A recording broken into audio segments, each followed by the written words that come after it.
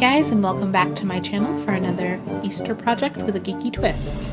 Today I am going to show you how I made these dragon eggs, which are inspired by but a little smaller than the ones from Game of Thrones, because it's almost Easter and this is egg related crafting. And Game of Thrones is coming back very soon, and Daenerys Targaryen, she's one of my favorite characters. I mean, look at her, she's sitting there with a dragon on her shoulder. And who wouldn't want their own set of dragon eggs? So let's get started. This is what you're going to need. You're first going to need some aluminum foil to make your egg form. You're going to need some white Sculpey clay. You're going to need a rolling pin, some paint brushes, all types, and then some paints. Some black and white are always good. And then for the eggs, you definitely need black and red and green and bronze and cream and gold. And I also got some pearlizing medium to make them shiny. You can also use a paint tray and some Mod Podge to seal them. So this is how you are going to make the eggs. First, you're going to start with the form, which I made out of the aluminum foil, and it's roughly the size of that egg on the left.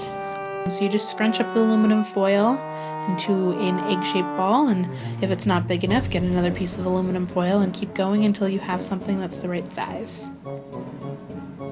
See, that's almost just about the right size as the form, and then almost the same size as the one I made previously. So then you're going to go on to the clay. You're going to start with the bottom. You're going to need a grape-sized piece of clay, and you're going to roll it out to a circle about 1/8 of an inch thick. And then you're going to stick it on the bottom of your form, and then just press it in. And mine wasn't quite big enough, so I'm going to make another strip of it, and then press it onto the form.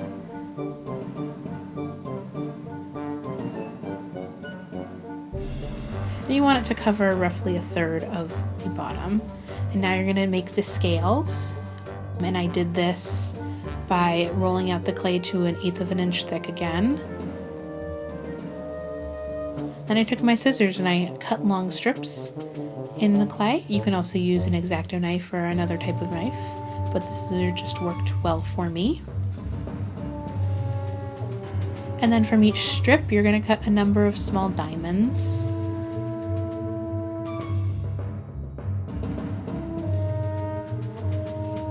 So once you have some diamonds, you're going to just line them up corner to corner along the bottom of your egg, right where the previous piece meets the middle.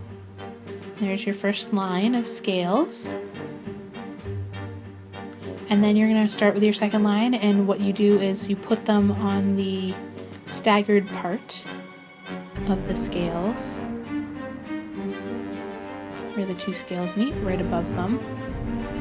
You just mush it onto the form. There's a little close up. And you just keep going up the egg like that until you get to the top, right there. You put on your last scale. And now we're going to work on the bottom, because the bottom is not smooth. It's got a lot of texture to it, so I'm just using a little bit of aluminum foil to create that texture. And then you're going to bake it in the oven for about 30 minutes at 275 degrees. Now they're out of the oven, they're all cooled, and it's time to paint them. We have the black and red egg, we have the green and bronze egg, and the cream and gold egg. So we're going to start with the black egg. You just put a layer of black paint on, and then you just start highlighting with your highlight color, and in this case it's the red. And I just highlighted right along the scales. And then you just go back in with more black paint and you work between the colors until you have something that you think looks good. It's all about what you want, about what you envision from reading the books. And I think that looks really good. There's the finished black and red one. And then we're going to do the same thing with the cream and gold one. I've put a layer of cream paint on, and now I'm highlighting with the gold paint. And then I also used a little brown to give more definition. And then I put in some more cream paint. And it was just, working back and forth until I got the effect that I wanted. Highlighting with a little bit more gold. There we go, cream and gold egg. Finally, it's the green egg. I did some light green, some dark green, and then I started highlighting with the bronze. And I used a little brown as well.